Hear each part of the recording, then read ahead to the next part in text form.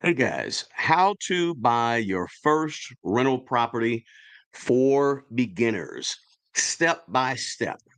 And this could be for many of you a $2,000 a month side hustle if you play it right and you do it right. So on this video, this live, we're going to talk about what are the steps you need to go through in order to buy your first piece of rental property.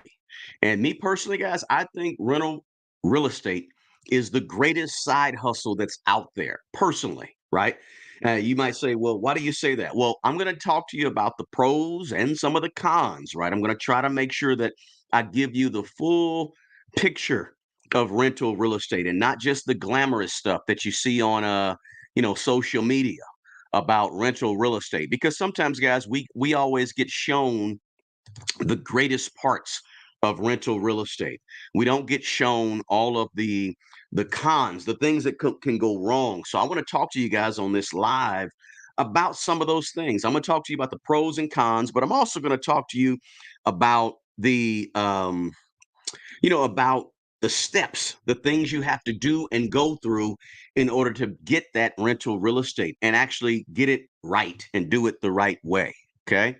So I just turned on a blue light behind me, but that's cool. All right. So I don't know if you guys can hear me okay. If you can hear me okay, let me know that you can hear me, please. Just give me a shout and say, yeah, we hear you loud and clear. Or just tell me, no, I can't hear you. Turn the volume up. But it's good to see you guys today on this Saturday. And I'm happy to be here and hopefully can give you guys a lot of information that's going to help you buy your first piece of rental property. Guys, do me a favor. When you come in, go ahead and smash the like button for me, and that really helps the algorithm push this video out to more and more people. Share the video if you can. Please consider sharing the video with other people, and also subscribe if you're not already a subscriber. Okay, if you're not already subscribed to my channel, please consider subscribing, because I try to give it to you on the real, right? I don't try to give you a lot of fluff. I don't try to give you a lot of pie in the sky. I try to talk to you about real stuff that goes on. And so, in terms of real estate, get your pen and paper ready. I'm going to give you a lot of information on this live. Okay, this live actually could probably be broken into about 5 or 6 20-minute videos. Okay, but I decided to just go ahead and do it all in one swoop and talk about quite a few things about getting started in real estate. So we're talking about how to buy your first piece of rental property for beginners. I'm going to give you step by step. I'm also going to give you some pros and cons to actually getting into rental real estate. So on this channel, guys, we talk money, we talk money mindset, we talk how to think differently about money. And from time to time, I delve into the ways that I've made money over the years. And one of those ways is through rental real estate. And I've got over 90 videos on this channel about real estate. So you can, feel free to check out that playlist when you get a chance as well. But for me, just so you know my story real quick, guys, I got started in rental real estate in the year 2000. Actually, it was about 1998, 99 when I started doing my research and started trying to figuring out, can I do this or can I not do this, right? Remember, I didn't have any money or anything like that at the time. I had never even owned a home, right? I didn't buy my first home till I was 30 years old. But I ultimately ended up managing 6 properties for a lot of years. And now I still have 2 rental properties that I hold on to. And I've been having rental properties for the last 23 years. So I've made my share of mistakes in the rental game, and I'm planning to share some of those with you so you don't have to make the same mistakes that I made. I'm all about full transparency, and hey, it is who I am. And if you guys, hey, I'm flawed and I made a lot of mistakes along the way, and sometimes it takes mistakes to get it right, right? So as you come in, guys, please let me know in the comments where you're from. What city, state, country are you in? And let me know if you're a beginner or if you're a old school, have a landlord that's owned properties for a lot of years. Put beginner in the chat if you can, and let me know where you're from, guys. I'm curious as we get started here.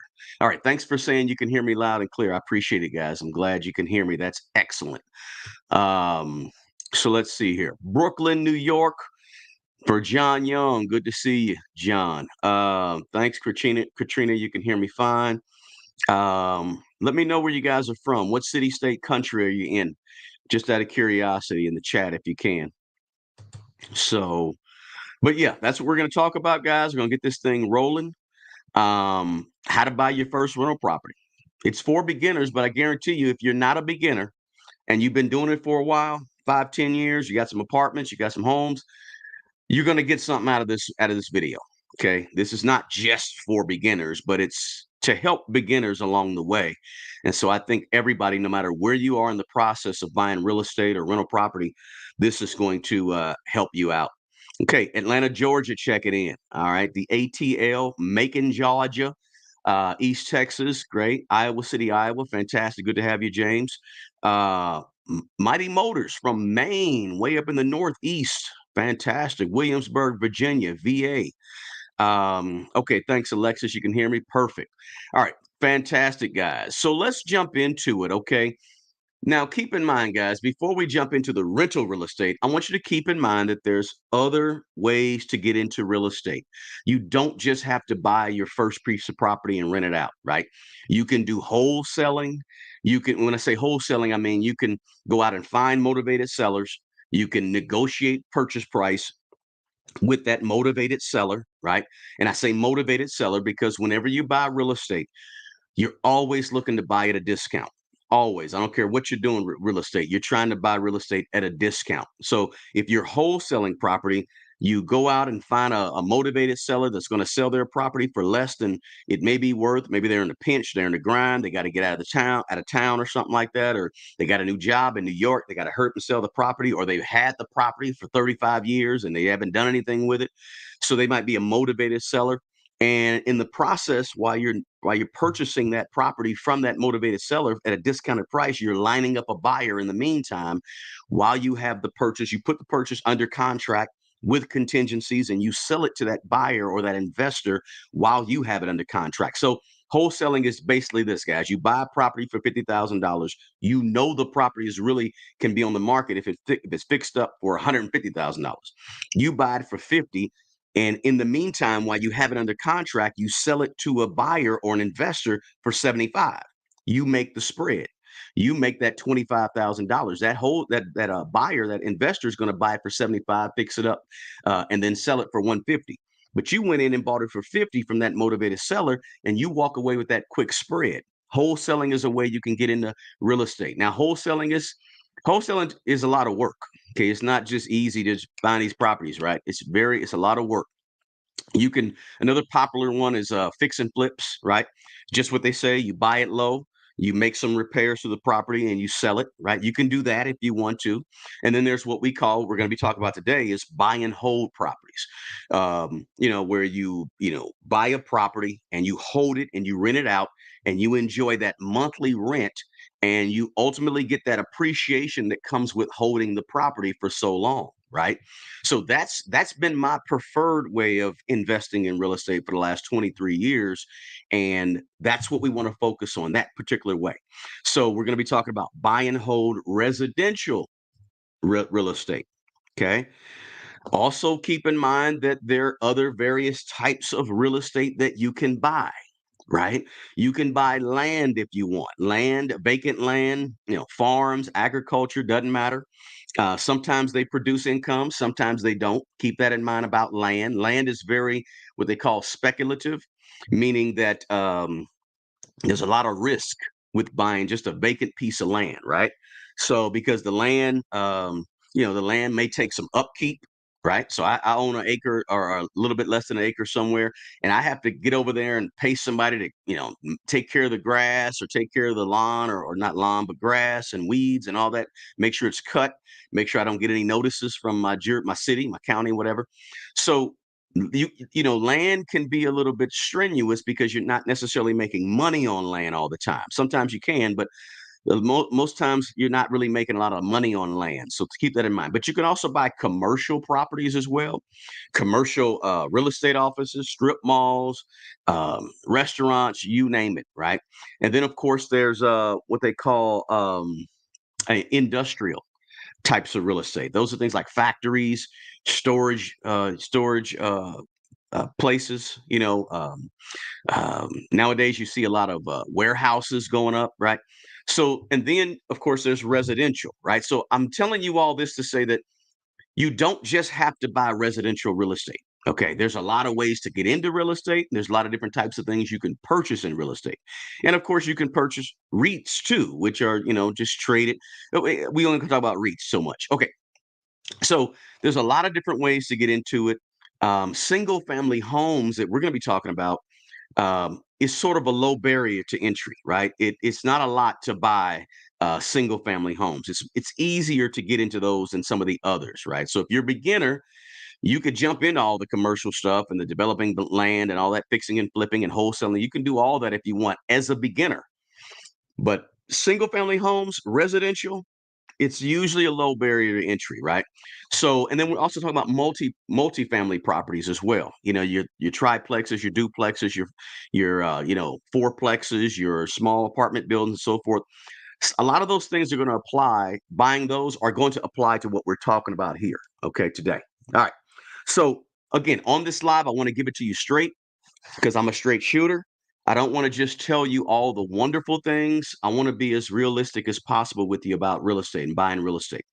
Now, I'm going to start with the pros and with the cons. And again, guys, if you're stopping by this channel for the first time, do me a favor and subscribe to my channel and also smash the like button and share the video with whoever you can share it with, because I think this is going to be really good information for anybody looking to get into buying real estate or anybody that already has real estate, right? But I want to start with the pros and cons. And actually, I want to start with the cons first, and then we'll jump into the steps. I got 11 steps for you guys that I want to map out for you. Let me just check the chat real quick. All right. We said a beginner in Iowa City. Fantastic. We said Mighty Motors was Maine. Appreciate you being here. We got someone, Dana from India. We got Rex, Georgia. Larry is here. Lorraine from Chicago. Welcome, Lorraine. Say is from San Antonio, Texas. Milton from South Carolina. Got Jeff City, Missouri, right down the road from me. Katrina's a beginner. All right. We're going to help you, Katrina, on this live. I guarantee you. Louisville, Kentucky, living in Las Vegas, Anita. 3 paid off rentals since 2012, says Larry. Fantastic. Congratulations to you. That's awesome. Renard or Renards in upstate New York. Upstate New York. I got to say it the right way, New York. All right. Then we got First Live. Alex, welcome, Alex. Glad to have you here, man. Feel free to hang in here and let's learn some things here. Canyon Lake, Texas. Good to have you, Alex. All right, so let's jump into some of the cons, okay? The cons of owning single family property, okay? Single family real estate, single family homes, right? Residential real estate. First of all, you got things like the maintenance and repair and the regular upkeep. It can be costly, okay? Um, you got to have some cash. It can be a little costly. The water tank is going to go out. The AC or the heating and AC is going to go out. The carpet's going to get ripped up if you have carpet. The hardwood floors are going to get torn up. Walls are going to get busted up. Doors are going to come off. Windows are going to break. All these things are going to happen. You have to be ready for that. Right? Those things will happen. Another con is the cleanup, right? When tenants leave a property, you got to go in there, get the property ready. And yeah, you may have a maintenance crew or you may have a management company, whatever it may be. But, you still have to deal with that management company as well. They'll still have to take their fees out, and you still have to sort of manage the property management company as well. And there's taxes, there's insurance. You have to deal with vacancies that come up, and they do come up. Of course, the biggest elephant in the room that you have to deal with, a con for having residential real estate, is tenants. You got to deal with tenants, right? That's that's probably the main reason people don't like dealing with residential real estate, is because of the tenants. And it's the main reason people decide to go ahead and get a property management company, is because of the tenants. But that's a con, right? If you don't like dealing with tenants, or you don't want to have to look after a management company, it may not be for you, right? And that's okay if renting out property is not for you. It's not a big deal. It's not for everybody, right? The other thing in terms of a con is that it's not as passive as people try to make it. It's not as passive as people think it is, right? It takes a lot of work. It takes a lot of learning, right?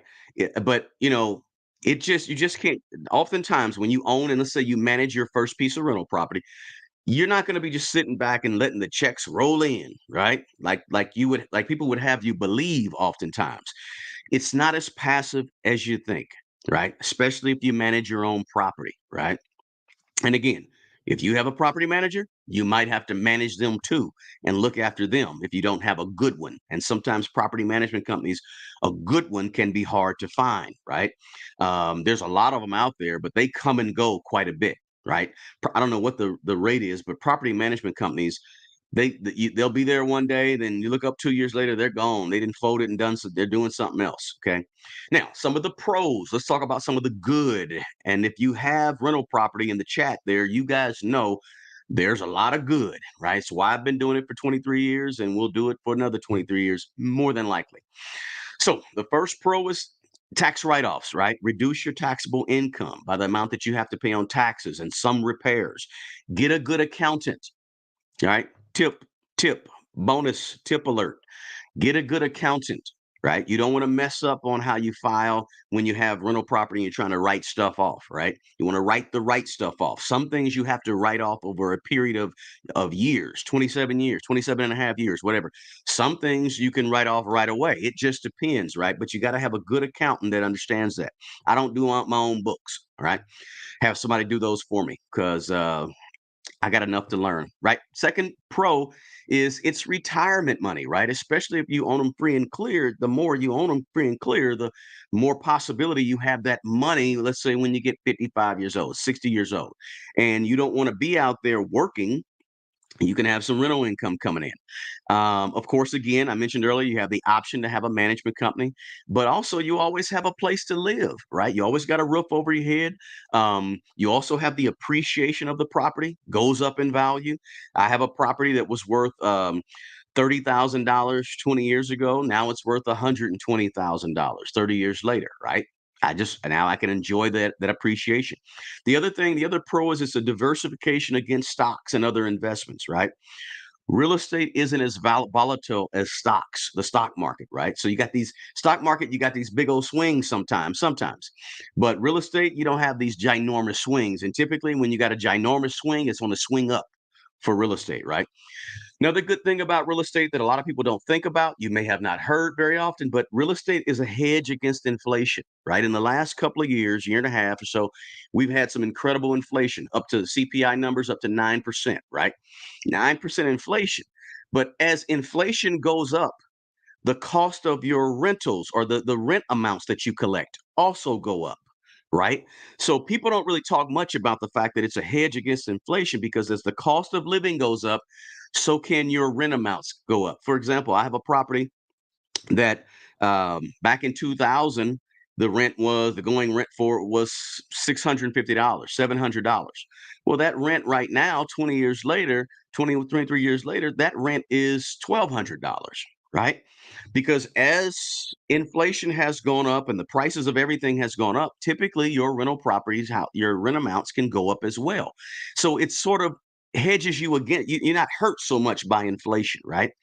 The other thing is, hey, it's your business. You can grow it as you want from a LLC per property. By the way, if you do, tip alert number two, if you do have rental property and you want to put it in an LLC, put each property in a separate LLC for proper protection of that property. If you have all 10 of your properties lumped into one LLC, that person somebody sues you and they can get all access to all 10. If you have each property in an LLC, then they only have access to one LLC if they sue you. So you want to have each property in its separate LLC. That's a quick alert. Sorry about that. Okay, so pros, more pros. All right, a couple more. All right, no, one more. There's never a bad time to invest in real estate, in my opinion, if you plan to hold that real estate. Okay, even if interest rates right now are 7.5%, even if interest rates are high, you can still find good deals out there, even if supply is low, like it is in the market, the real estate market right now, all across America. You can still find good deals, and there's never a bad time to invest if you plan to hold it for the long term. Now, if you plan to flip and you plan to maybe do some wholesaling, it might be a rough time here and there. But when it's buy and hold and you're buying residential real estate, I don't believe there's a bad time to buy. You buy property when you're ready to buy property. And then if you buy it and you have a 10 or 11% interest, when rates do come down, you refinance it, right? But my point is that you always want to get into it because for the long haul, 5, 10 years down the road, real estate typically goes up. I say typically because 99.9999% of the time it's going to go up. There'll be some times when you might see what happened in '08, some dips and things like that, but that's rare to be dipping like that. So typically it's going up in value, never a bad time to invest. So we're going to talk about buying your first rental property, and let's jump into the steps. All right. I got 11 of them that I want to share with you guys, but I had to get that pros and cons out real quick. So, all right. And by the way, guys, nothing. All right. Step one, the very first step to buying your first piece of real estate, your first rental property, is I want you to set some goals about what you want and sort of know what you want before you jump into it. Nothing worse than being an accidental landlord and you didn't plan to be a landlord. You didn't want to own a piece of property, but you got stuck with it somehow, right?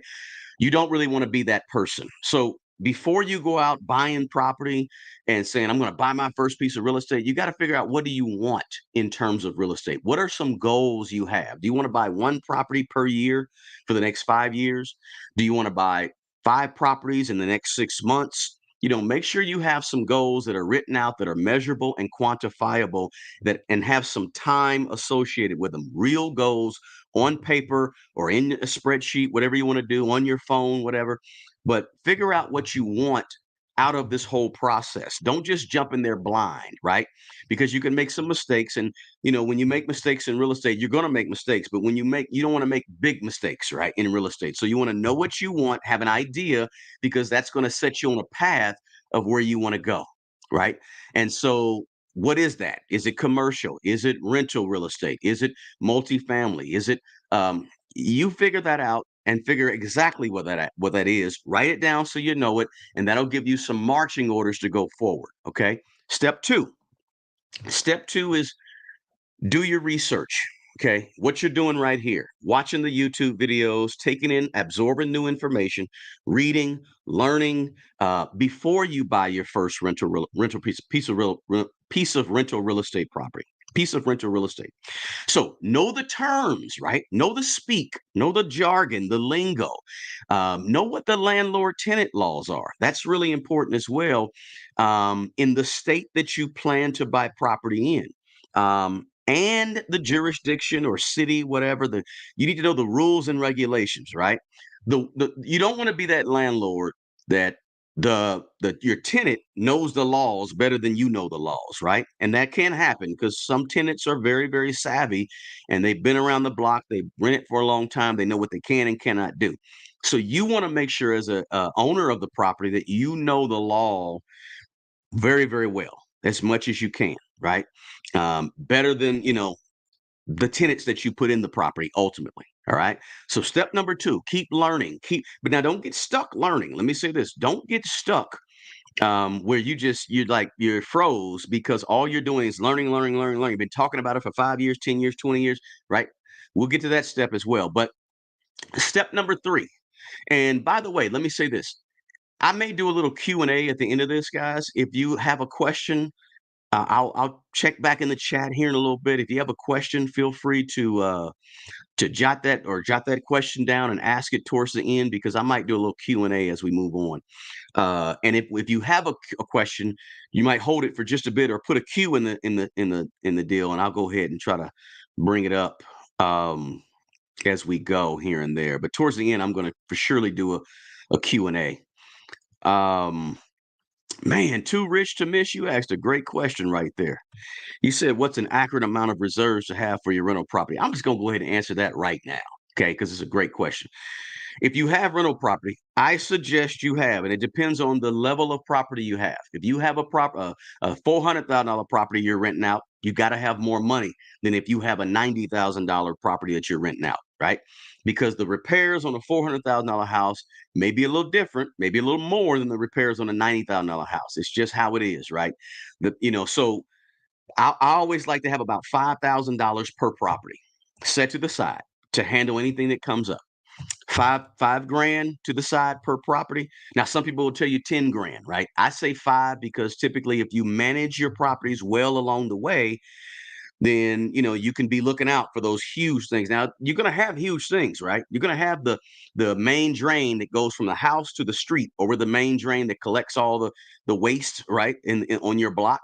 Sometimes it's in your backyard, sometimes it's in the street, but sometimes the main drain that goes out to that main drain, that your drain from your home, that might collapse and sink, and you might have a backup in your house. I'm saying that because that happened to me a couple of times throughout the years. And you got to go digging in the dirt in your grass or backyard to get to it to repair it. That's a $5,000 or $10,000 repair, right? So you got to have money for that set aside. That's a great question. All right, so let me jump into number 3. We'll get to some more questions here as well. Thanks for asking that. That was a great question. Lots of folks need to know that. Step 3, determine if being a landlord or property owner is right for you. Now, I sort of mentioned this a little bit earlier, but I want to expand on it a little bit. Or do you need to go ahead and get a management company or not, right? Managing rental property yourself as a landlord is not for everybody. Everybody can't have those tough conversations with tenants, right? Are you able to have that conversation with that single mom of 3 children and tell her, you've been behind on your rent several times. What can we do to help you? Is it perhaps that this property is not a good fit for you? Perhaps maybe you need to look at, maybe, we have to maybe file for eviction. If, you have to be able to have that conversation. Sometimes face to face. I'm old school, so I do a lot of things face to face, but sometimes you got to have that conversation face to face or on the phone or whatever you may have. You got to be able to do that. Some people don't want that. Sometimes you may get a call, like I got a text from my tenant this morning that said, "Hey, my toilet is not stopping running. It's still running. Boom, boom, boom." So I walked her through a few things to do to help her get it working properly. And I said, we're going to send out somebody in the next couple of days. Everybody is not, don't want to deal with that, don't want to handle that. So if being a landlord is not for you, you don't like dealing with people, you don't like dealing with problems, that's okay. Now, here's my suggestion though. Tip alert number 3. I suggest everybody, first time rental property owners, always for the first year or two, manage their own property. Don't, this is my opinion, don't send it off to a management company right away. If you're a first time buyer of a rental property, this is your first time doing it, if you manage the property for a year or two yourself before you get a management company, you're going to learn so much in that first couple of years that when you go to get a management company, you're going to know exactly what to expect from that property management company, right? You're going to learn how much it costs to replace a screen door.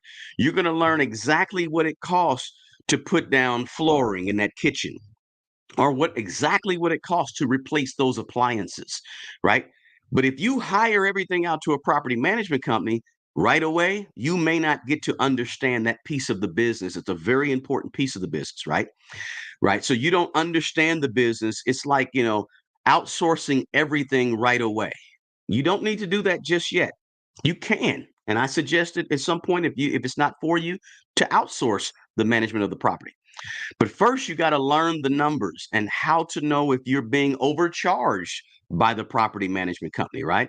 You don't even know if you just go right with a property management company right off the bat, you may be missing some of the important learning that needs to take place in terms of having rental property, right? It just helps you learn the expense side of the whole business much better if you do it yourself for the first couple of years, right? But that's my suggestion. You have to have the temperament to be a landlord. Again, it's not for everyone. Okay. Let me say that again. It's not for everyone for the third time, right? If you don't want to fool with tenants and stuff like that, at some point, give it over to a property management company, right? So if you notice something, guys, the first 3 steps is all about getting your mind prepared to be a first-time buyer, to be a first-time landlord, a first-time homeowner, right? Assessing yourself and your goals, right? The things that you want to accomplish, gathering information to learn, right? Determining if you want to if it's actually for you. What I'm trying to say is the first things you got to do is you have to think about it and make sure that this is what you want to do. set out a plan to do it, and understand whether or not it's for you or it's not for you to buy and hold rental real estate and be that landlord or be that property owner, right? So that's the first the three things that you need to think about. Remember, I got 11 of these. Smash the like button for me. Share this video so other people can hear this information, right? Who's thinking about you. A lot of us know somebody who's been talking about real estate for 10 years, but they just haven't bought it, right? So share the video. Also, at the same time, guys, go ahead and make sure you subscribe to the channel if you're not already a subscriber. All right, let's jump over to number 4. Well, let me kind of glance through here, guys. Zach asks, can one bad tenant who doesn't pay rent and damages your property put you in the negative cash flow? Zach, 1000% yes. The absolute most important part of having rental real estate is managing the tenants, right? Yes, a lot of landlords, a lot of people that own property leave the business because of just one bad tenant. And I've got a number of horror stories I can share with you, right? So great question there. Absolutely. Will it be a good idea to, Katrina asks, will it be a good idea to purchase home warranties for each property?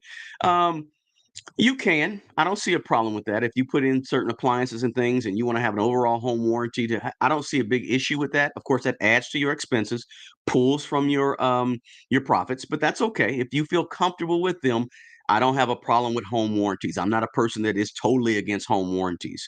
Um, OG Kenny said, is mutual funds better than real estate?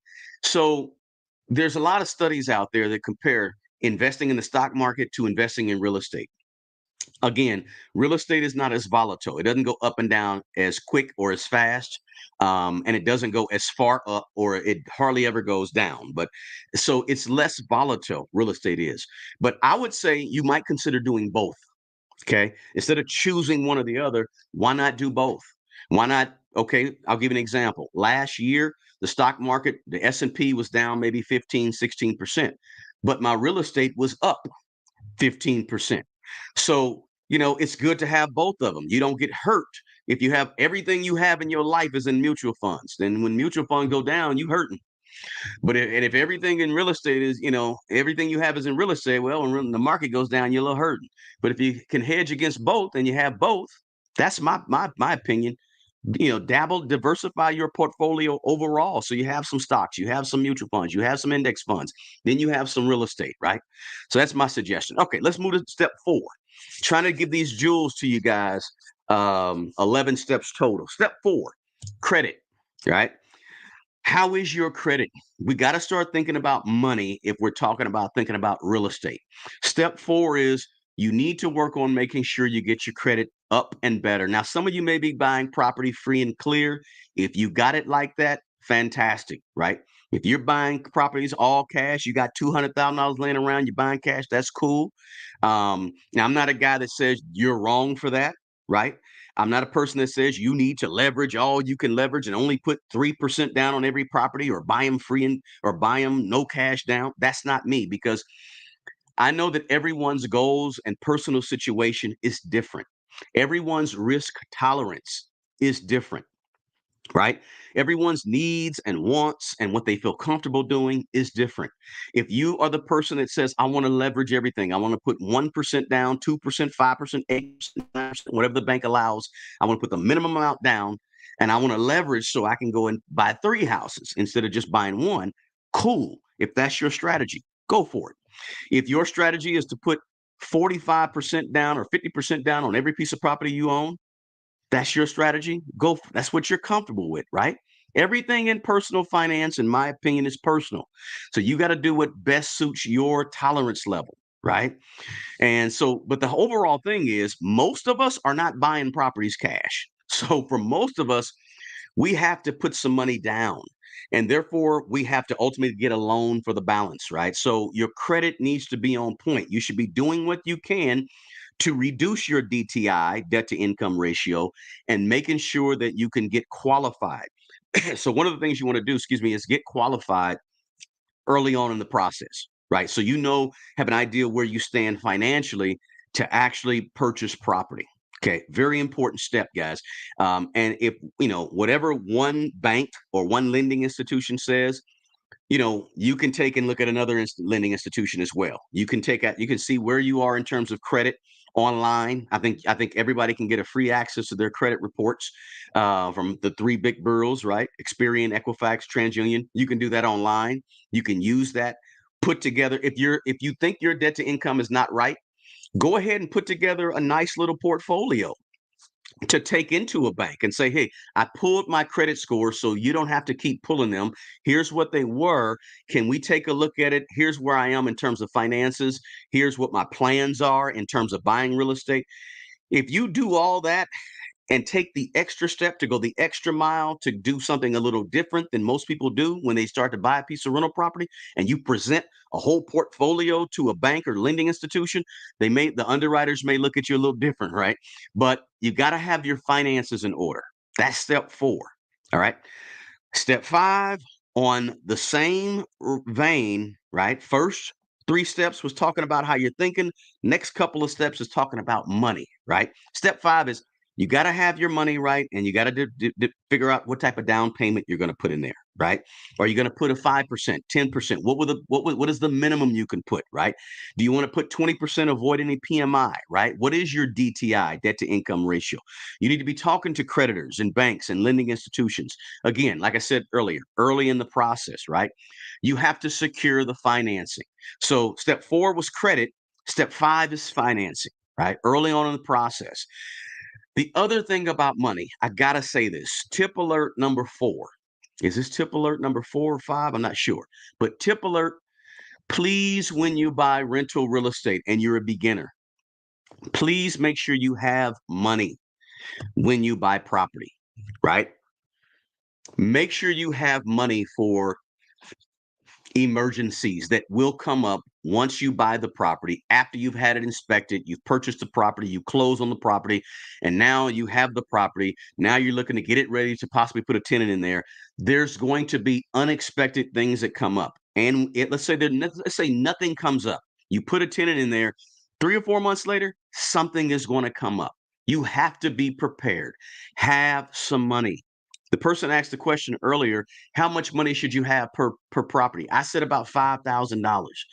Have cash to the side in case something goes wrong with your property, because it will. Okay? You have to don't be the landlord that has no money. But you got the house, but you have no money. Issues will happen, issues will come up. Be ready, right? When you see a rental house that is poorly maintained, let me just say this, guys. If you see a rental property that is poorly maintained, it's really either one of two things why that property is not maintained. It's either not maintained because the tenant has torn the property up or done something to run the property down and they've treated the property poorly, or this is the second thing, or the owner doesn't have the money to keep up with the property. That typically when you see a rental property that's ran down, either the tenant tore it up or the owner can't fix it because they have no money. Typically in America, we call that a slumlord, right? Slumlords happen because of landlords that have no money. They can't pay. They can't repair something.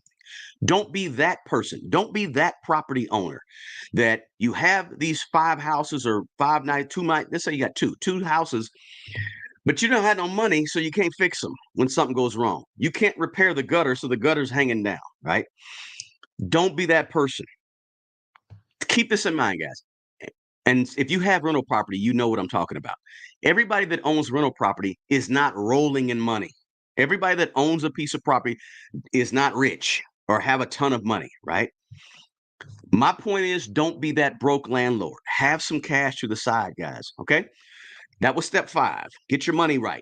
Okay. So by the way, don't forget, smash the like button, guys. All right. Number 6. Let me check the chat real quick. Let's see here.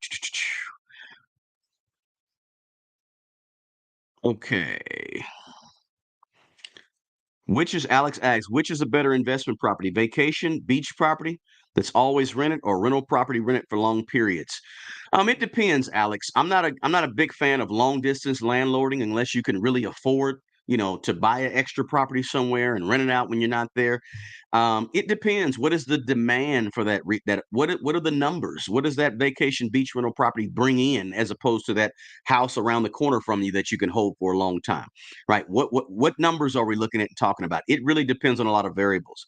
Wealth is your health said, good morning, great information on being a landlord. I only have one condo and I've learned a lot about being a landlord. Fantastic. Yeah, one property will do it for you. That's for sure. Just scrolling down here, guys, and seeing what we got. This is my dream. You can do it, Katrina. Last 10 years of rental property made sense, no longer easy money. It's tougher now, but you can still make money in the business, I believe. Somebody asks, how do you screen tenants? Now, hey, I'm going to talk about a little bit about tenants, but I'm not going to go into it because I can do 2 hours on how to screen tenants, right? I don't want to spend too much time on that, but it's a very important piece. I'm going to mention it a little bit later, so hang tight for that. All right, let's go to step 6. Step 6 is this: location, location, location. When you buy a piece of rental property, the location is so very important. When you buy property, period, right? The location of your rental property is vital and it's crucial to the types of tenants that you're going to have in there. You need to know what school district it's in and what is happening in the surrounding area. You need to know because all this is going to mess with your profits. If it's in a horrible school district, you might have a hard time getting tenants to rent in that school district. Just being honest with you, right? Um, and it just messes with so many things if you don't understand the location where you're buying the piece of property in it, right? Your prop also appreciation is going to obviously be affected as well. When you're buying a not so good part of the city or town, then you're not going to get the appreciation that you want long term, right? I always tell people this: don't buy rental properties in places where you're scared to go at night. If you don't want to go to the property at night because you're nervous about what's happening, you're not, you need to be, you probably don't want to buy a piece of rental property in that area. That's just kind of a litmus test to think about, right? These are the places, and I'm not, listen, let me say this. All of my properties over the years have always been in inner city places, right? But I wasn't afraid to go to them at night, right? I had no problem. I'm from the city, so I'm from the inner. I can understand and relate with no problem, right?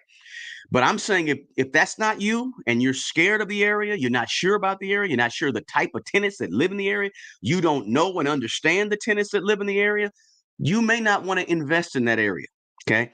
Because you have no vested interest in the area. You don't care about the people. You don't. So what I'm telling you is to avoid being that landlord, go ahead and make sure that you're comfortable with the people in the area, you're comfortable with the location of the property. Um, because what happens is if you're disconnected from the area, you just want to make some money, some fast money, and you just want to rent to people, and you don't care about the area, you don't care about the people, you don't know anything about the people, you're scared of the people, you don't have you just don't feel comfortable around them, then what's going to happen is you could easily be a slumlord and you could easily be partly responsible for helping bring that part of the city or that part of the block or neighborhood down because you won't fix something or you don't communicate with the people. You don't understand. So this is what I'm telling you, a little different twist, that you got to think about if you want to become a landlord. I'm not saying you have to know everything and be ingratiated in the location. But just don't be that person that's scared of the location that you buy a piece of property in. Know the location well. Know what's coming to the area where you're buying the property. Know what just left the area where you're buying the property, right? Go to the city's website. Call the police station and ask, hey, what is the amount of incidences that happen in this area? Go to or learn, check out a planning and zoning commission or planning and zoning committee so you know something about the neighborhood or the location or the city or the town or the county, whatever, right? So you know what's allowed and what's not allowed, right? So those are some things to think about in terms of location. But location is very, very, very important.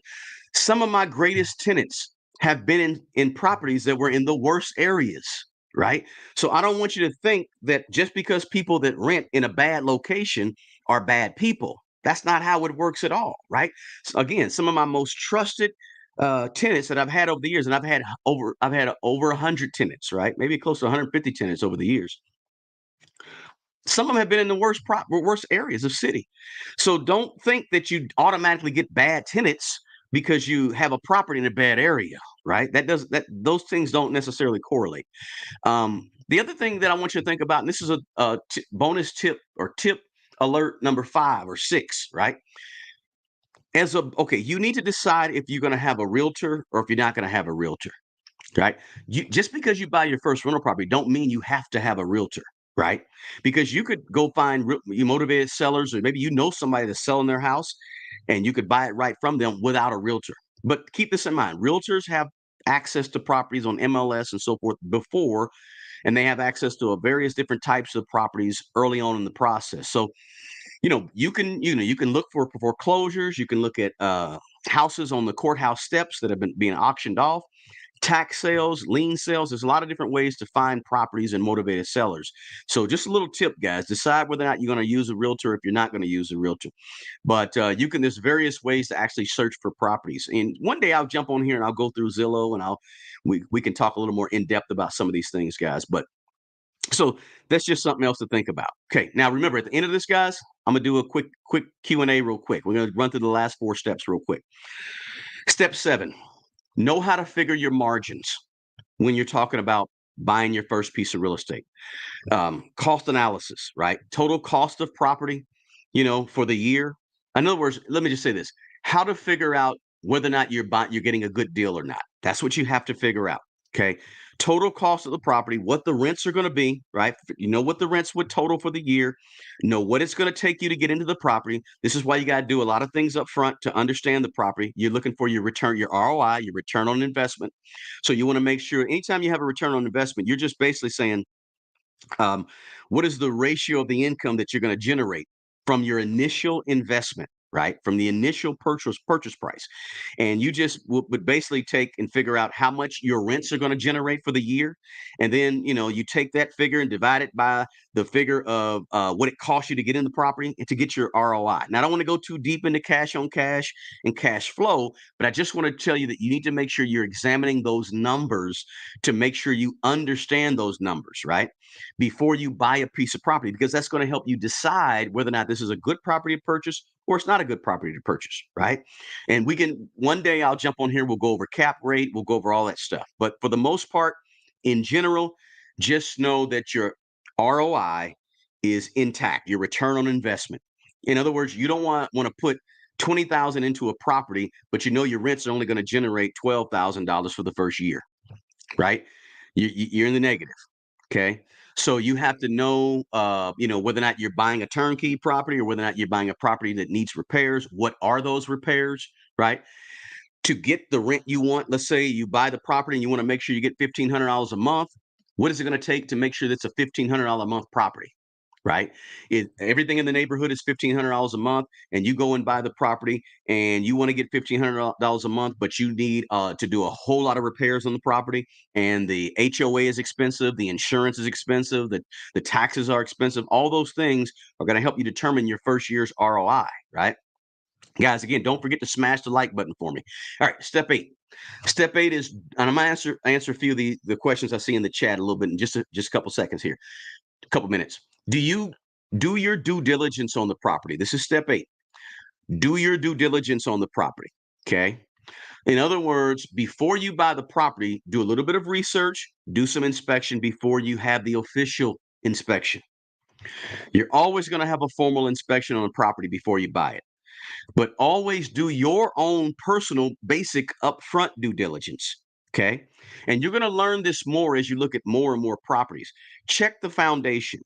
Check the roof and the gutters and downspouts and splash blocks and elbows, right? And when I say the roof and the foundation, that's the basics, right? When you look at a foundation, you want to, before I look at a house, I'm looking at the total outside of the house.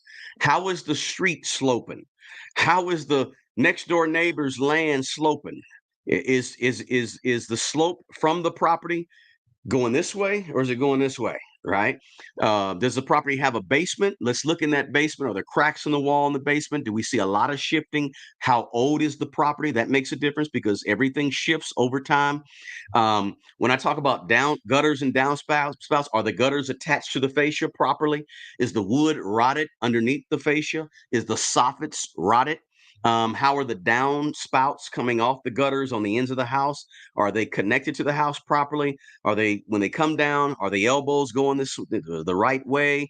Is the splash blocks is the things typically they're concrete, sometimes they're plastic, that sit at the bottom of the gutters on the ground and they help carry water away from the house. What's all that look like on the property that you're looking to buy? Walk around that property. Oh, tip alert number 6 or 7. The best time to examine a piece of property for downspouts and gutters and foundation is when it's raining. When it's raining real hard, go ahead and get your umbrella, go out and look at the property and see what's happening to all the water that's coming off the rain. Where's that water going to? Is it coming properly out of the gutters and going away from the house 5 feet, 6 feet, 3 feet? Or is the bottom elbow missing and all that water is going right down to the basement of the property, right? Just a little tip. Just, the best time to check the foundation and gutters and all of the gutter mechanisms to make sure water is flowing away is during the rain, while it's raining, so you can see the water where it's flowing. Now, very important, right? Gutters are very important. Water, oh, tip alert number 7 or 8. Water is the most damaging thing to your piece of property. Water is by far the most damaging thing because it happens. It rains almost everywhere, right?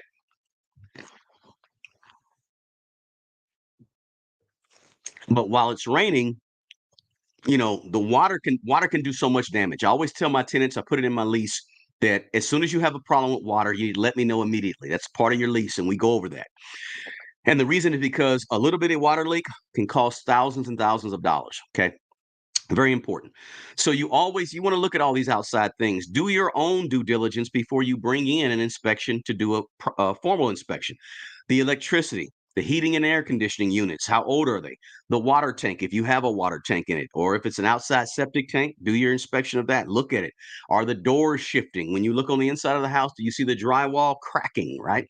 So you want to look at all these conditions, right? Okay, so let me just say this. Tip alert number 7 or 8. The outside of the house is always a way to really figure out what's going on the inside of the house. That's why I said earlier, always look at the outside of the house. When I walk up to a house, I'm looking at the outside of the house because that's a clue to the issues and problems that may be occurring on the inside of the house. Okay. Now you'll learn to do your due diligence on properties. The more and more properties you examine, the more properties you look at, it becomes automatic over time. And this is why when you buy your first piece of rental real estate, rental property, don't just buy the first thing you see, right? Take a look around, because the more you look, the more you'll learn. Right. Step 9. After you do your due diligence and you have the formal inspection on it as well, right? Go ahead and buy the property, pull the trigger, guys. Don't hem and haw. If you've done your research and you've done all you need to do, you feel good about the property, you understand the property, you're making a logical decision about the property, buy the property, right? Buy the property. Don't just hem and haw. Listen, the best way to learn about real estate is not to read about it, not to talk about it, is to actually do real estate, right? Don't be that person that has talked about it for 20 and 30 years and never pulled the trigger. Pull the trigger. Go ahead and buy the property, right?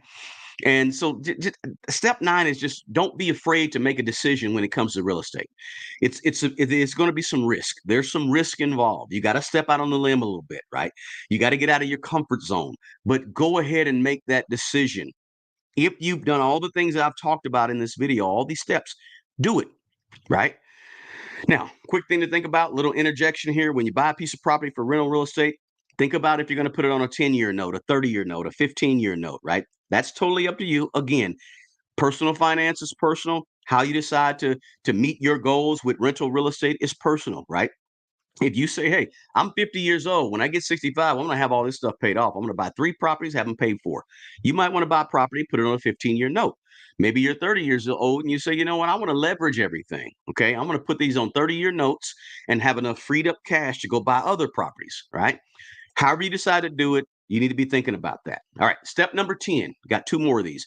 10. Are you going to manage the property yourself or not? Right. I wanted to bring this up as a step. I mentioned it earlier, but I think it's very important to make that note again. I'll say it again.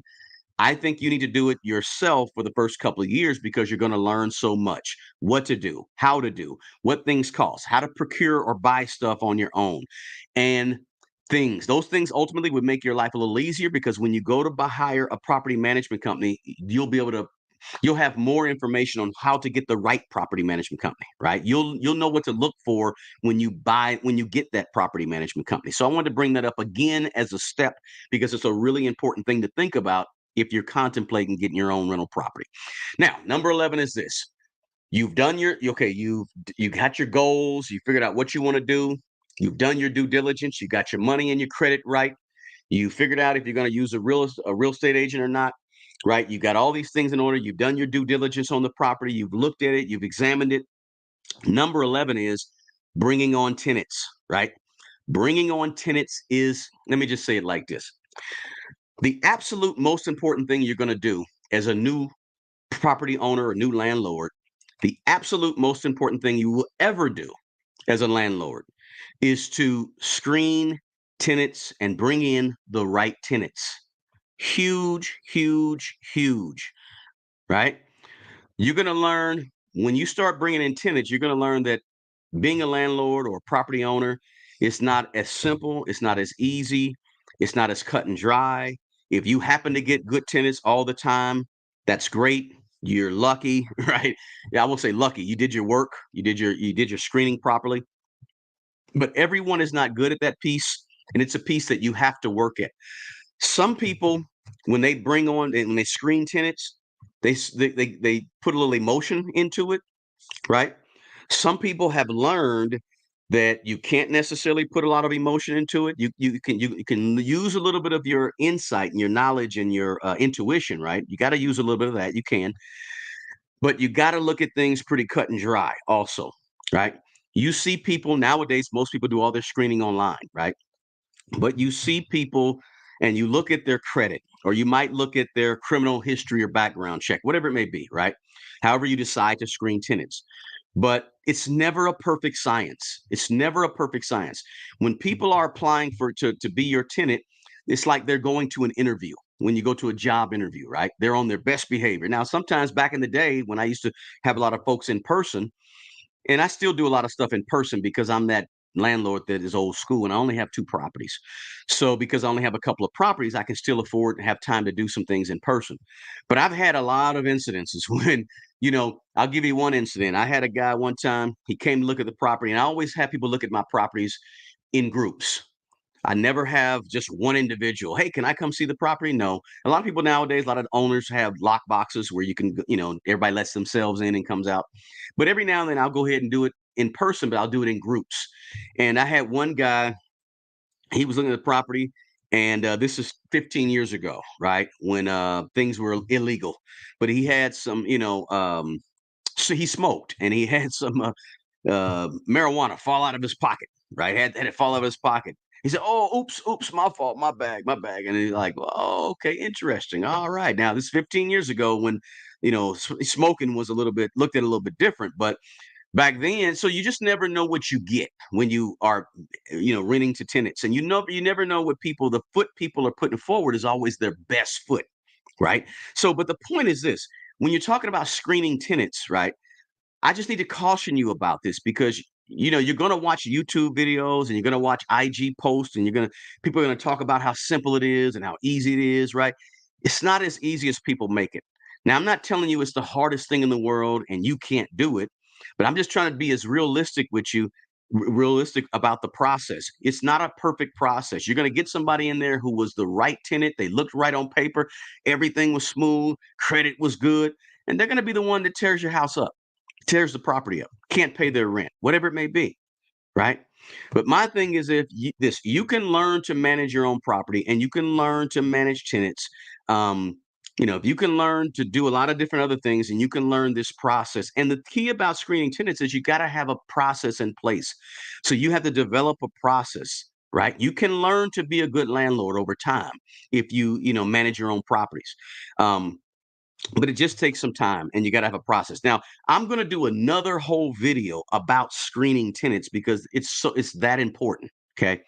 But I don't want to that's my 11 right there. I stop at screening tenants because that conversation can go on forever, right? So I'm going to do a little Q&A, guys, and see what you guys have in the chat, and just do a little talking to you guys before I wrap it. But those are my 11 steps to buying your first piece of rental property for beginners, right? And again, step 11 was just the introduction to probably the most important piece to this whole thing, which is tenants, who you put in your property, right? There's only two type of tenants. There's only two things that make tenants a good tenant, right? Two things that make a tenant a good tenant. Do they take care of the property? Do they pay their rent on time and in full every single month? That's it. Two things to make a good tenant, right? And I can go deep into all that, guys. But my thing is this: understanding rental property for beginners, step by step. This could make you $2,000 a month as a side hustle. If you're looking for a side hustle, the best side hustle, in my opinion, I think real estate is absolutely the best side hustle that's out there. All right. All right. Let me look at a few of the questions, guys. Let me see. Let me go back and see last 10 years of rental. Okay. Tenant screening could be its own video. You said that right. Too rich to miss. Let's see. How would I search for foreclosed properties? Now, if you have an agent, you can go through your agent to search for foreclosed properties. Some places have them listed. Some cities or counties have them listed, but you can also look on Zillow as well for things that are foreclosed. There's different property places you can look now online. Nowadays, things are a lot easier to find. Found a nasty leak in my house as soon as it rained hard. Yep, hard rain will tell you everything you need to know about the leaks in your property. Isaac says, I have 7 rental properties, including an apartment complex in the Bay Area, all the last 10 years, purchased with stock gains. Fantastic. Congratulations to you, Isaac. You're on your way, man. Um, John says, wealth is your health. Happy Saturday, brother. Good. What if you're interested in rebuilding or revitalizing a neighborhood? Sonic Boom. Yes. Right. If you want to buy up the block, buy up the whole neighborhood and revitalize it, fantastic. Congratulations to you. Nothing wrong with that at all. You want to talk to some financiers and see what you can do to get it all financed and get it rolling. I'm all for that. Um, Isaac also said low risk with real estate right now would be cash purchase only. Yep, that helps.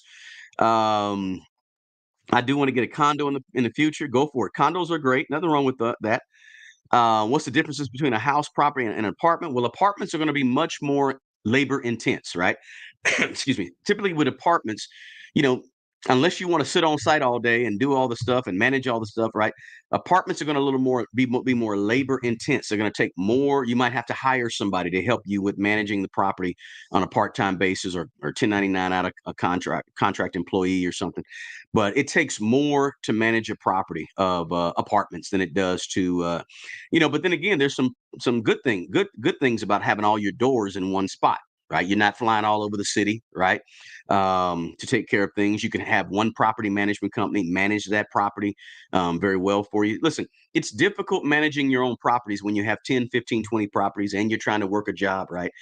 So the more properties you have, the more apt you are to actually have a management company do things for you. Let's see here. How to figure out who's a good tenant. No, let me keep going here.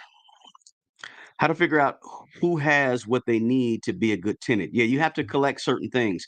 And there's a lot of software online right now to help you figure out to do your tenant screening and to help you with tenant screening nowadays. They weren't around a long time ago. I also want to give you tip alert number 9. So I hope you didn't leave this broadcast because they're flowing out of me. Tip alert number 9. If you're looking to become a first-time landlord, a first-time buying your first piece of rental property, consider joining your local landlord association, your local real estate association in your area. I don't care if it's a Facebook group or it's a in-person meetup, whatever it may be. Consider joining them because you want to ultimately rub shoulders and talk to people that are at where you want to go. Right. So there's going to be, and listen, when you go to any landlord association meeting, typically in person, you're going to meet other investors who have been doing what you want to do for 20, 30, 40 years.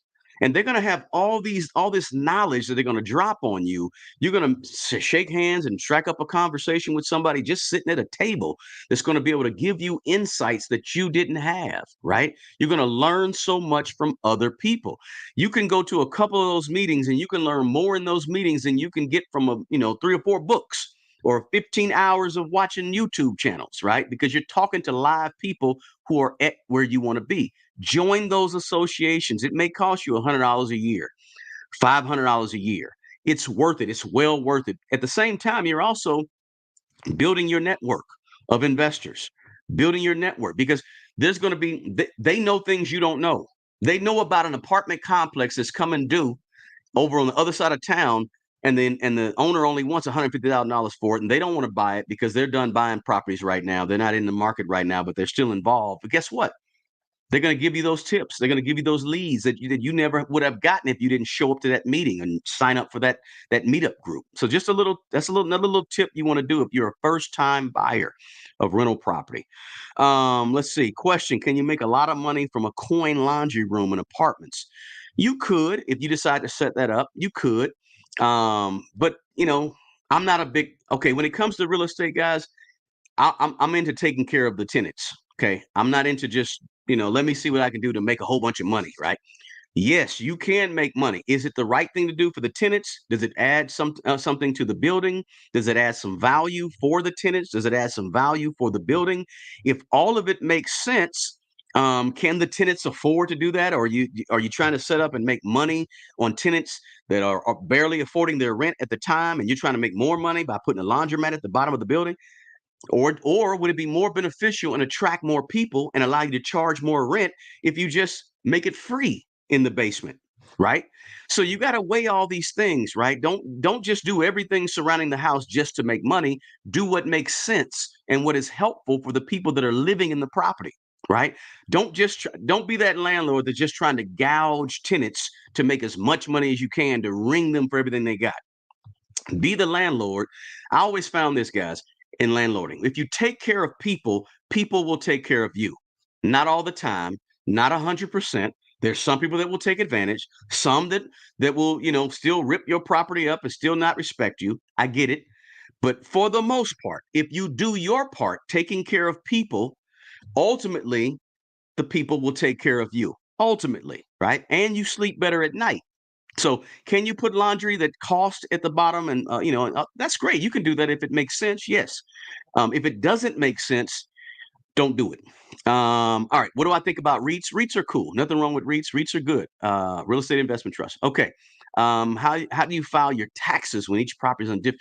I have an accountant, and my accountant handles all that. I don't try to be the landlord, the accountant, the attorney. I don't try to wear all these hats. Tip alert number 9. I think it's number 9. Tip alert number 9. Have a good team around you. Don't try to wear all these different hats as a landlord. Have a good CPA that you can bounce these questions off of, that do this stuff every day, and you don't have to learn everything. Have a good attorney that you can go to if you have to evict somebody, or if you have a question about an LLC or how to whatever. Have a good attorney, right? Have good maintenance people, right?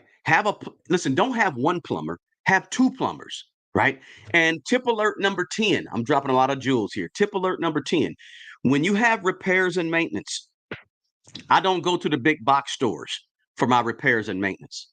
Over the years, I've got guys that I call who are licensed, who are warranted, who are extremely good at what they do. And what these guys, and I have 2 of everything. I got 2 HVAC people. I got 2 plumbers. And my roofer is not my plumber. I don't have an overall handyman that does every single thing in the building. I do have a guy that can do that, but I typically only use him for one thing, or I typically only use those 2 people for one thing. But I don't go to the big box stores. I'm still on tip alert number 10, because I don't want to pay $400 for the house call that really is not that big a deal. It's $100 house call, but they have to pay a large overhead. They got to pay for that nice van they got that's new, that has the new emblem on it. They have to pay for that uniform that he wears. They have to pay for the lights back at the building, right? I don't want to pay for all that. So what I do is I have good, solid maintenance guys that I've been working with for many, many years who do the things that I need them to do. And I also said that my plumber is not my roofer. I like to have these maintenance folks separated. I want my plumber to be a plumber. I don't want my plumber to also do my doors, right? Or to also do my HVAC. I want my HVAC guy to do HVAC because he knows HVAC. When you start having your plumber doing your roofing is going to suffer because your plumber does plumbing all day. And now you got him on the roof doing something. Think about that. When you have maintenance people, I deal with people that I've been dealing with for a long time, and I always tip alert number 11. Man, I got a lot of tips. I gotta shut this thing down. Okay, tip alert number 11. Whenever I have a maintenance guy do work on my properties, because I'm paying him less because he don't have all the overhead. I'm always going to tip him. I always give him a tip. I don't care if it's $5, $6, $8, so he can get a sandwich. I don't care if it's $10. But here's the deal: if and I know them well, so they don't gouge me for this. But if I have a something that needs to be done, let's say I got to have my plumber go over and change a P trap underneath the sink, right? So my plumber goes and does that. He says, "Yeah, it's gonna be $180." Okay, no big deal. I drop him 190. Here's an extra $10, man. Go ahead and do boom, boom, boom, right? Because that little bit of $10 extra, it might make him respond faster next time. It might make him think about doing quality work because he loves doing work for me because I always give him a tip. Again, my motto: treat people well. Ultimately, people will treat you well because that same plumber, he may have to go do a P trap in another property. He knows I'm a good guy. He knows I pay. He knows I leave him a tip. And that one needs a little more work, but instead of charging me $250, he still charged me $180 again for that other P trap because I won him over, right? He's on my side now because he know I'm gonna give him a tip. He give me $180 on that one. I give him another $190, $200. Go get your sandwich. Go buy you guys a couple of sandwiches. Boom, boom. Now we form a rapport, a good relationship. He knows he does great work for me. He puts a little extra into the work for me because I'm one of his clients, and I also refer him to other people. So other people use him. So I'm telling you these little tricks of the trade to make sure when you buy your first piece of rental property, you understand that if you just do one thing better than the last landlord, you're gonna be able to retain good tenants better. But anyway, so let me continue. I'm sorry, I said a little bit of Q&A, and I got on a tangent with all those tips. All right. So how do I feel about food trucks? Food trucks are cool. Nothing wrong with that. I think it's a good idea. Food trucks are great. Tip alert number team number 10. Alex said, hire your team that specializes in each field. Yep, that's true. All right. Tip alert number 9. Thanks for putting that out there, Alex. What tip alert number 9 was: join the local real estate association. So, hey guys, I think real estate is the greatest side hustle there is. I'm going to end it there, guys. We'll be back on next Thursday. And if you guys want me to do more on real estate, I can do more on real estate, but real estate is just a piece of this money thing, right? Right? It's just a piece. I like to come on lives on Thursday and Sunday, Thursday and Saturday. I may do more lives. So be sure that if you're a subscriber to the channel, that you've turned your notifications on. We talk money on the channel. We talk money mindset. We talk about how to think differently with money. And from time to time, I delve into some of these ways that I've earned extra income with side hustles over the years. And one of those ways happened to be through real estate, right? Probably half of my portfolio, my net worth, a little less than half, is in real estate right now, right? But I've got over 90 videos on this channel in a playlist called Real Estate. Please check those out. It's all types of jewels on that, guys, and you can always ask questions.